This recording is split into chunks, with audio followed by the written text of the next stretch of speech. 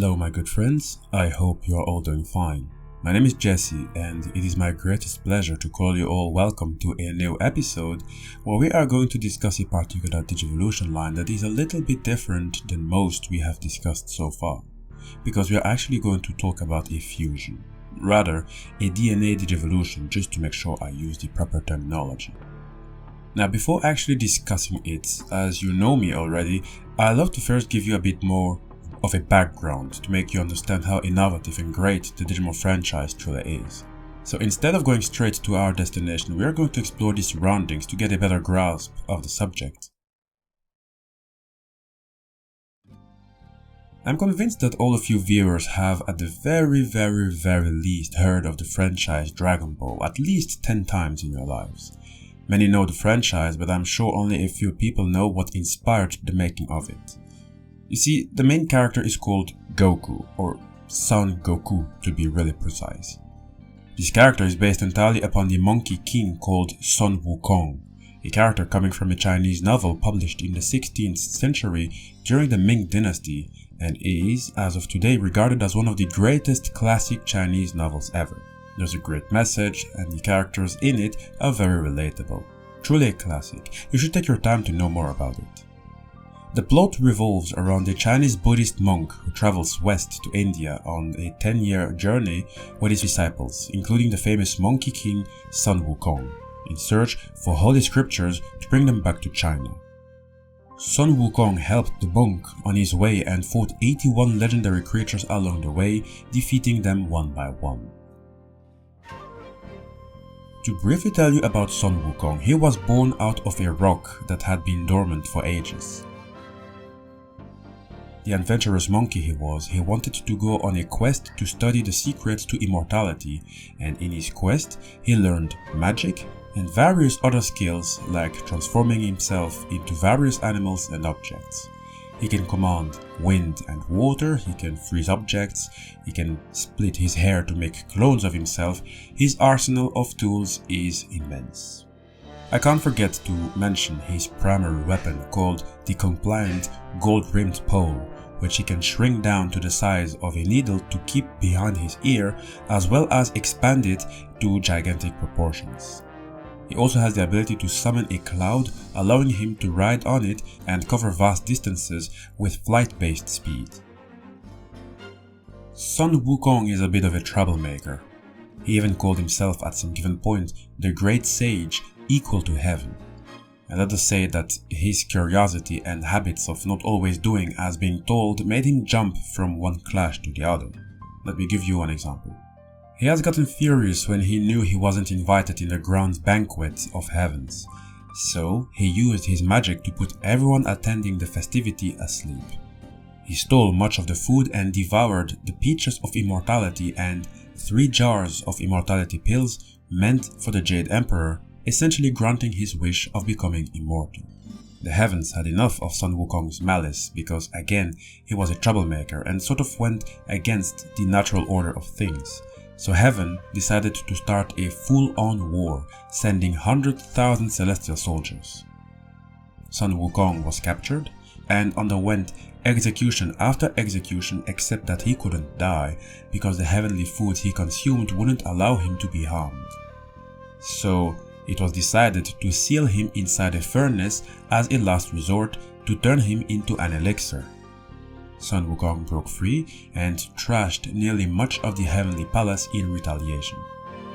A fight happened between Son Wukong and the Jade Emperor, who appealed to Buddha, and after beating the Monkey King's attempt at competition, he was subdued and trapped under a mountain for 5 centuries to repent.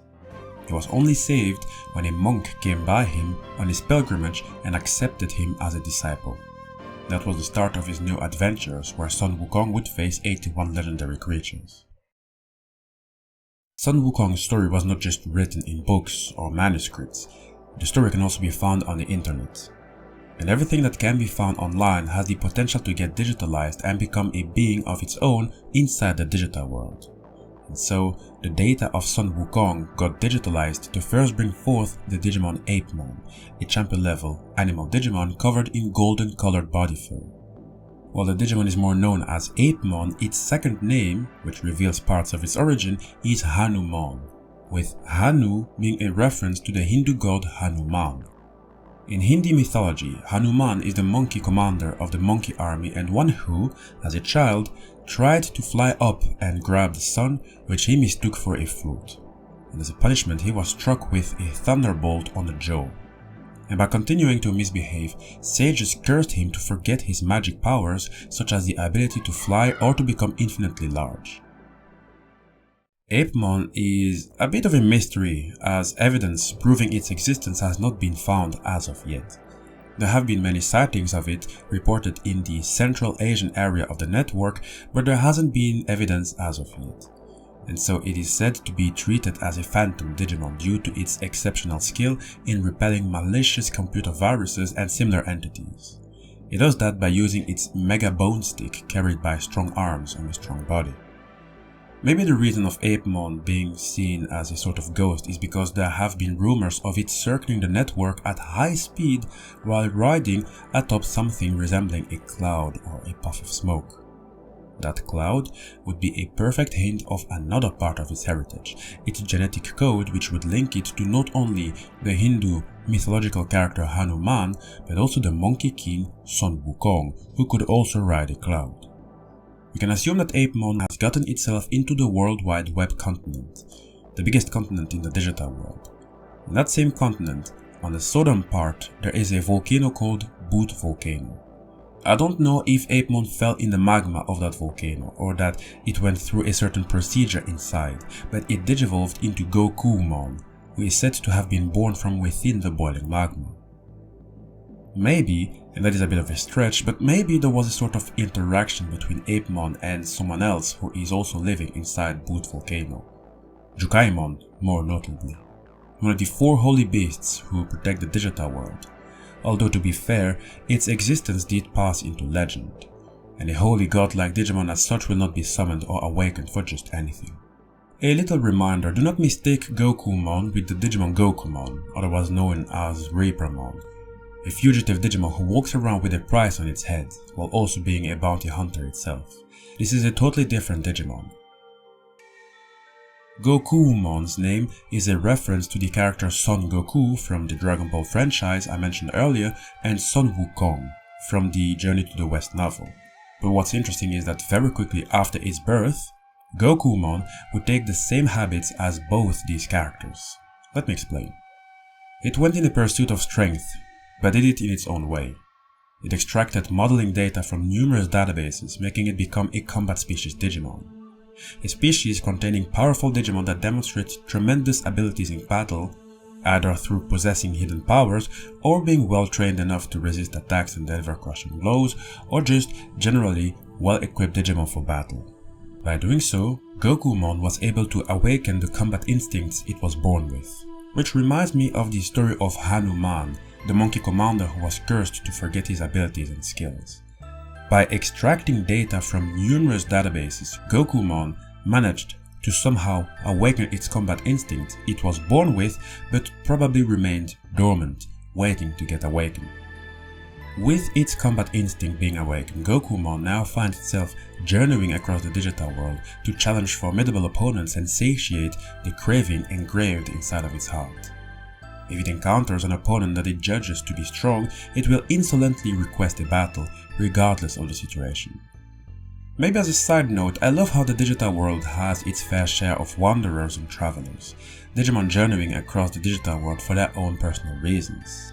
For example, Wizardmon came from a totally different dimension called Witcherly, which we've discussed previously, and it came to the digital world to train in the hopes of becoming a great wizard. The deity Digimon Plutomon, who is a member of the Olympus 12, Digimon inspired by the gods of the Greek pantheon, is also in some way a wanderer, but with a mission. It is pursuing criminals or villains who deserve to fall into the realm of the dead. And maybe another little example of a wanderer, there's Magna Kidmon, who is also one to wander the digital world in the hopes of retrieving the comrades it was separated from. And these are only 3 examples. This just shows that the Digimon world is so busy and hectic, Some Digimon simply exist and move only based on their primitive instincts, and others really have their own goals which propel them in a journey that could result in one of the best character development and suspense. Now, we do know that Gokumon is one who is eager to do battle and improve itself. That desire is probably stronger than itself. So, when it was born, out there in Boot Volcano, a monk came by and placed a Kinkoji on its head. And so Gokumon's head became constricted, and it will pass out if it swears to excess. So now, it reluctantly observes decorum. The monk is itself extremely powerful and has incredible powers. For example, it imprisoned Shawjamon in another dimension as punishment for causing trouble in the digital world, and so it also placed a Kinkoji to Shawjamon's tail to teach it a lesson. The Kinkoji was intended to prevent Shawjamon from living a life of self-indulgence and to also suppress its power until it found its true partner, at which it would instead increase Shawjamon's power and even enabling it to digivolve beyond. Now, Gokumon, just like son Wukong, is proficient in a large number of martial arts and magical arts. Its weapon, the Noekinkobu, is extensible and can inflict strikes on enemies that are far away. It is also an all-purpose weapon, as Gokumon can fire a lightning cannon with it while connected. What it basically does is pierce the Nyankonkobu into the ground and extends it to a thundercloud in the sky. Then, it accumulates the thunder energy within itself and rams the opponent like a bolt of thunder. And it can also use the weapon to fire lightning bullets as pistols when the weapon is split in two. Gokumon can make sport of the enemy with its acrobatic movements. It can unleash an attack of after images that makes it look like the opponent is under attack by a horde of Gokumon, and it can also gather clouds, jump on it, and fly through the sky at high speeds. So, quite a skillful Digimon indeed. I did mention a monk, didn't I? A monk who placed a Kinkoji on both Gokumon and Shawjamon.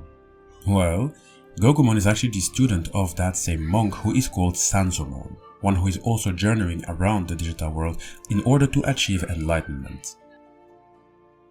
Sanzomon is the digital incarnation of Tang Sanzang, the Buddhist monk who set out to India to retrieve the Buddhist scriptures for China.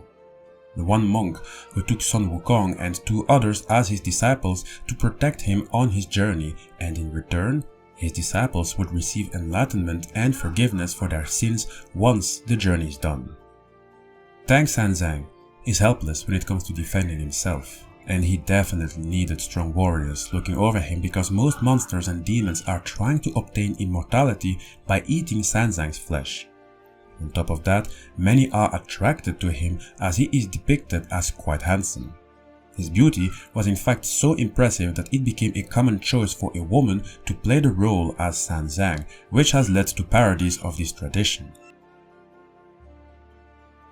To add more about the Buddhist monk, he was initially known to be reluctant and reserved, but he was known to be devoted to his faith and was a pacifist at heart. His willingness to have son Wukong and his other disciples spare some of their enemies earns him notable charisma that some have either tried to take further advantage of or have full-on relented from their ways for redemption. Sanzomon is the exact copy of Tang Sanzang, but just the female version. A true digital reincarnation, as it is also not a character who walks around with weapons or is offensive by any means. But it does have capabilities to stop an opponent to even think of attacking. You might find me a bit crazy for making this comparison, but in Elden Ring, Sanzomon would be a prophet, one who has a lot of points in faith, making one well versed in healing incantations and more. So, in order to achieve enlightenment, Sanzomon journeys around the digital world. While doing so, it overcomes many difficult ordeals, and as training, it imposes asceticism on its own body day and night. Asceticism means a severe self-discipline and the avoidance of all forms of indulgences. Now, although it doesn't carry weapons, it can unleash various techniques by reciting sutras. For example, it can bring the hearts of wild Digimon back to their senses by making them listen to endless words of gratitude.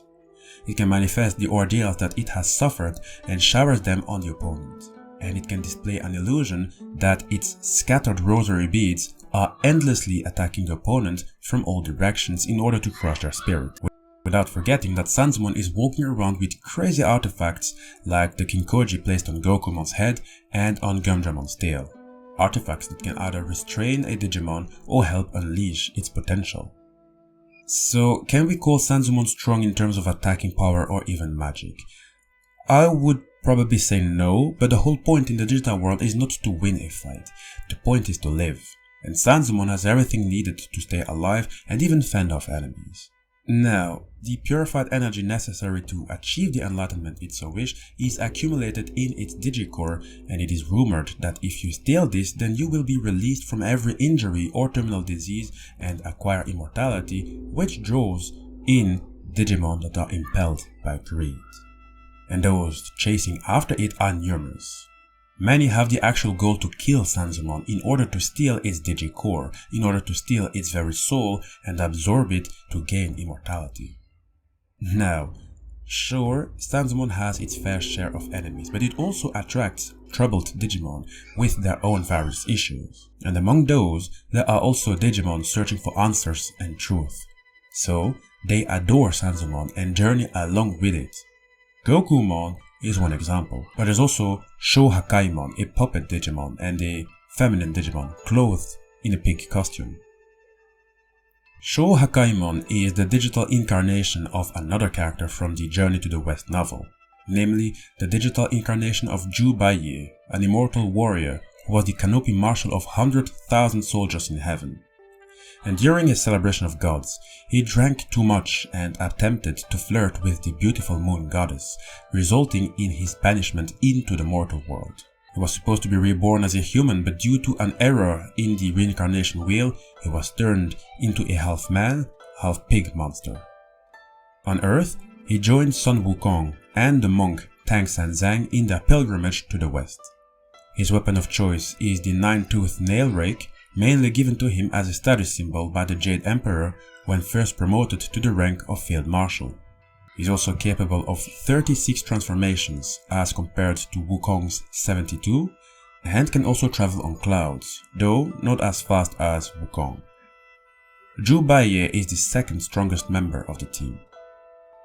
According to Sino-Japanese reading, the Onyomi, as it is called, which is a Japanese approximation of the Chinese pronunciation of the character at the time it was introduced, Jubaye's current name is known as Shohakai. Which brings us to Shohakaimon. Shohakaimon has a similar story but with its own spin to it. Originally, Shohakaimon was also an angel species Digimon, which means that it was living in the same area as Digimon of the likes of Angemon, Ophanimon, Cherubimon, and more.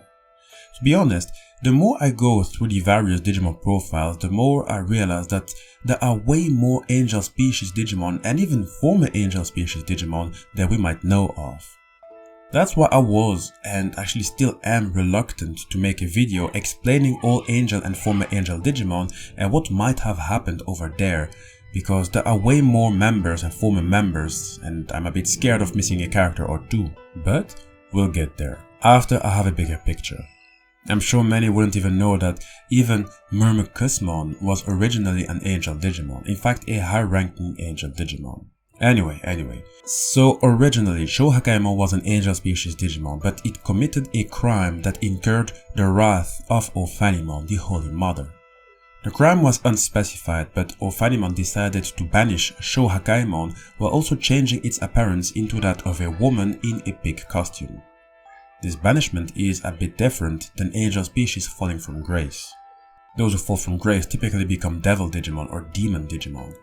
Shohakaimon's banishment was more a form of punishment, but not one of the highest order.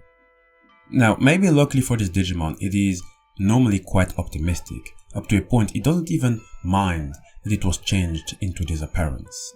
So despite the punishment, it still has a very cheerful personality. It is only when it gets hungry that it will be voracious enough to start getting all worked up and will take on a ferocious personality.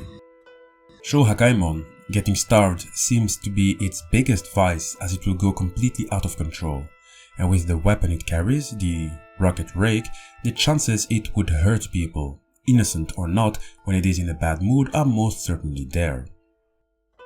Its weapon, which clearly looks like the one carried by Jubaye, is a weapon equipped with boosters, and combined with its superhuman strength, its power is tremendous.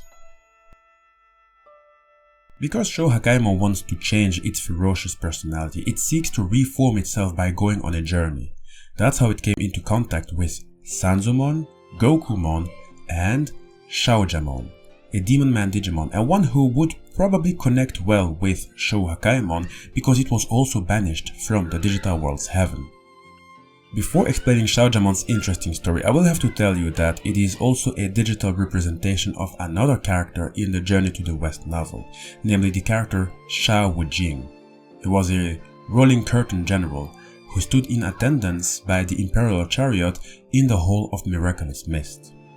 He was exiled to the mortal world and made to look like a monster because he accidentally smashed a crystal jade goblet belonging to the Heavenly Queen Mother during the Peach Banquet.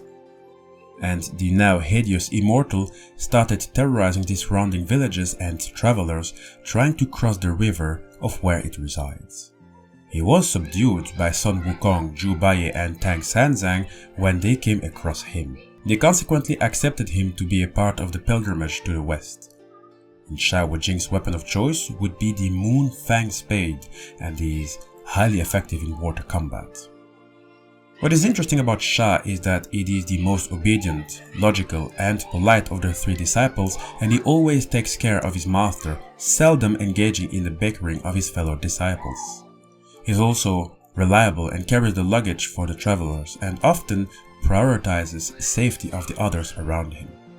That is why at the end of the journey it became an Arhat, a saint of the highest rank. This gives him a higher level of exaltation than Zhu Baiye, but still a lower spirituality than Sun Wukong or Tang Sanzang, who are granted Buddhahood. Its story in the Digimon universe is slightly different. They have about the same personality, calm and collected. However, for reasons unknown, it was banished from the digital world's heaven, and it is said that a certain Digicore was sealed among the 9 beads of its necklace, and if even one bead is lost, it will be transformed once again into a terrifying Digimon. I failed to know if it is the Digicore that was sealed among the 9 beads of its necklace that will become that terrifying Digimon. Or maybe it is Shawjamon itself that is going to transform into a terrifying Digimon. Because the truth is that Shawjamon still is at the ultimate level, just like Shawjamon, Gokumon and Sanzomon. So, following the natural order, they can all normally digivolve into a mega level Digimon. And out of the 4, Shawjamon is the only one who has a mega level Digivolution.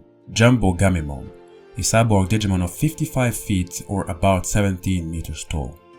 The name Jumbo is a reference to the name given to a large African elephant from East Africa, and the name Game is a reference to Gamera, a giant Japanese prehistoric turtle capable of both bipedal movement and flight, a creature that is incredibly resilient and strong. JumboGamemon can be in a way considered terrifying. It has added beam cannons to its entire body until the strength of its metal body's shell was compromised. It can channel extremely high-speed water currents through its mouth cannons.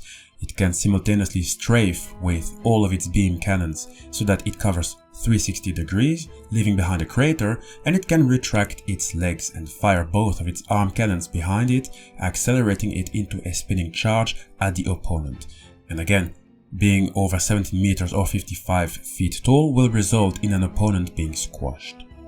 So, an impressive Digimon for sure, but I don't know if JumboGamemon is the terrifying Digimon whose Digicore was sealed. I think it is likely that the sealed Digicore is that of another dangerous Digimon that those in the angelic hierarchy probably would know of, because I'm sure that carrying the necklace is part of Shawjamon's punishment, a sort of divine punishment. I like that this Digimon is the only one to have been given a full Digivolution line. There is the Mega JumboGamemon, the ultimate Shawjamon. The champion is Gwappamon, a cyborg Digimon that was fused from the data of a music player, and the legendary animal Kappa, a reptiloid deity found in traditional Japanese folklore. They can become harmful when they are not respected as gods. In fact, they are often accused of assaulting humans in water. And then there is the rookie Kamemon, with Kame meaning turtle. Anyway, Shawjamon wields the astonishing super heavyweight class Koyuju staff, with which it can raise a water sprout by freely spinning it. It can strike the ground with the staff to shatter it and release a raging current, and it can attack with a twister of water, so quite the waterbender. Remember when I said that Xiaojamon is the digital representation of Xiao? I think that something went a little wrong in that process of digitalization, because Xiaojamon has a brother, to say the least, or maybe another variant if you please. One that is also banished from heaven, Sagomon. It was banished from the digital world's heaven and fell to the backwoods of Northbridge Island, assuming that it is the sandy reef adjacent to the island you can see on the picture. Sagomon and Shawjamon don't even have the same personality, they are their own Digimon. While Shawjamon is collected and calm, Sagomon is cheerful with a jock-cracking personality. But both were banished and were given objects they were forced to carry. Shawjamon has a necklace made of 9 beads, Sagomon has skulls wrapped around its waist. And if it touches the skulls, it goes into a fry like a raging fire. That is because if even one of the 9 skulls wrapped around its waist is lost, it will be transformed into a terrifying Digimon. It is again a bit unclear if it is Sagomon that will be transformed into a terrifying Digimon or that one lost skull. Why do I find it interesting to put Xiaojamon next to Sagomon? That is because in the novel Journey to the West, they are the same character. However, in the Digimon world, they became 2 separate beings, and it is actually Sagomon that looks most like Xiao Jing. Sagomon is troubled by worrying about who it is. So it went on a journey to discover the answer, except that it is less likely that it journeyed around with Gokumon, Shakaimon and Sanzomon. I believe that Sagomon sort of went into its own separate path, which has yet to be unveiled. Because at the end, it is Gokumon, Shakaimon, Sanzomon and Shawjamon who I would say would end their journey by gathering all 4 of their forces and fuse to become Shakamon, a Tathagata Digimon, meaning a person, or in this case a Digimon, who has attained perfection by following Buddhist principles.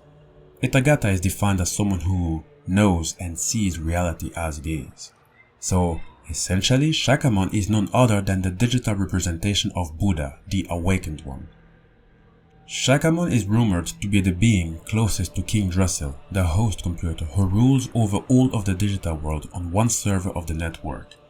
I put the emphasis on the one server of the network because there are at least 3 confirmed servers, each with different host computers and presumably different Digimon altogether.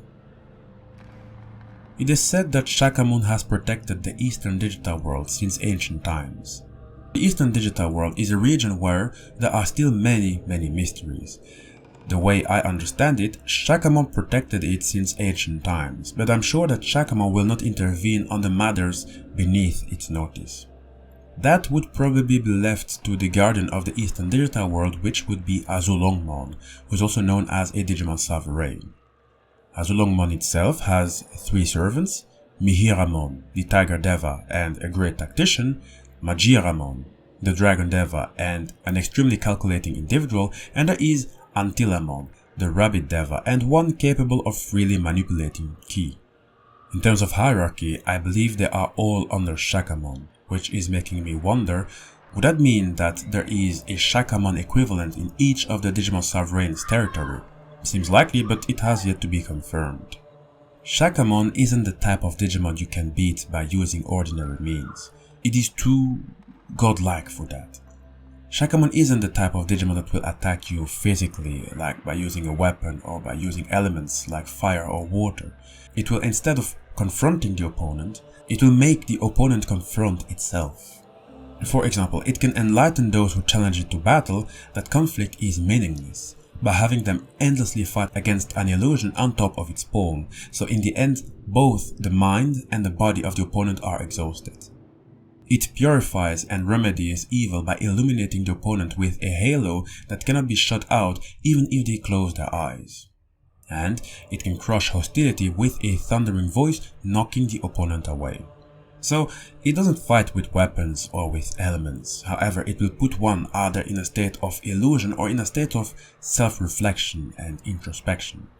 With that, it will remove every will of fighting the opponent might ever had. It is pretty much meaningless to challenge Shakamon anyway, a being who understands the underlying principles of heaven and earth. A being of this grandeur simply wouldn't pay attention to things beneath its notice. There are 16 spheres hovering around Shakamon.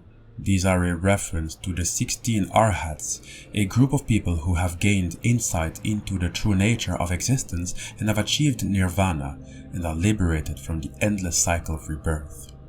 These 16 are treated as examples of behavior, and each of them is represented by a sphere around Shakamon. Shakamon the Enlightened will occasionally impose an ordeal upon the digital world. It will impose a very unpleasant and prolonged experience in order to have the digital world leap forward even further. So, in other words, it might be that Shakamon was the very source of some of the challenges the digital world had to face, or at least the eastern part of the digital world that is inside of its jurisdiction, I suppose. Those ordeals are proof of Shakamon's love. For now, no Digimon has been able to correctly overcome these ordeals, and Shakamon is waiting for the one who will.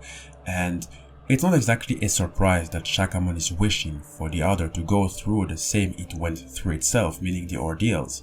What do I mean by that? Shakamon is a sort of endpoint.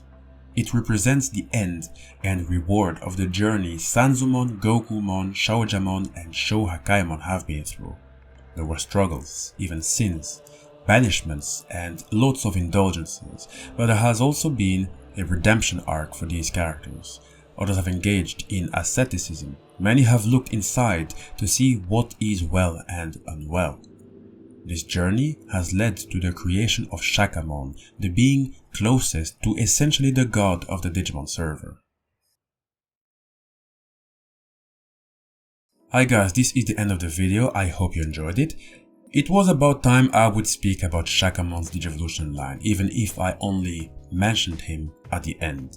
That is because Shakamon is a DNA Digivolution at the end of the day, and the Digimon Gokumon, Xiao Jamon, and Sanzomon are quite interesting on their own. Too bad they didn't get a proper Mega level Digimon, well, excluding Shawjamon. But you know what, I think it is good also. Not all of them need to go that far, especially when their fusion becomes a godlike entity like Shakamon. But I would like to imagine, let us say Gokumon get a Mega level Digimon. That would be very interesting. Also, I'd like to tell you the following. I have always praised Digimon for the inspiration. In my eyes, there is no other franchise on Earth that took so much inspiration from different cultures and religions and whatnot. Think about it, I was literally talking about the novel Journey to the West, a novel which inspired the creation of arguably the most known manga/anime on the planet, Dragon Ball. And yet, I would say that Digimon has at least been as faithful as Dragon Ball in terms of respecting the characters. Digimon truly deserves to be praised. I love going through all the information there is. Even if I have to say that this is still a Digimon channel, so I can't go that deep into these other mythological and religious characters, but I'll do as much as I can, at least that you get somewhat of a grasp of the inspiration. Anyway, I hope you enjoyed the video. There is more to come, so I'm going to have to ask you to please like the video to help the channel resist the YouTube algorithm and to give me more motivation to continue making the videos, and if you please, subscribe to the channel. That is also a very good thing. There is going to be more Digimon lore. I'm sure you wouldn't want to miss it. Oh, and please support me on Instagram too. I will need your precious support over there. I have a project planned, but I'm waiting to get sufficient amount of followers there. Alright, if you want me to discuss another particular Digimon, let me know in the comment section, and if you are new, know that all Digimon videos are placed in different Digimon playlists, which are always updated. That way you can catch up on newer and older videos.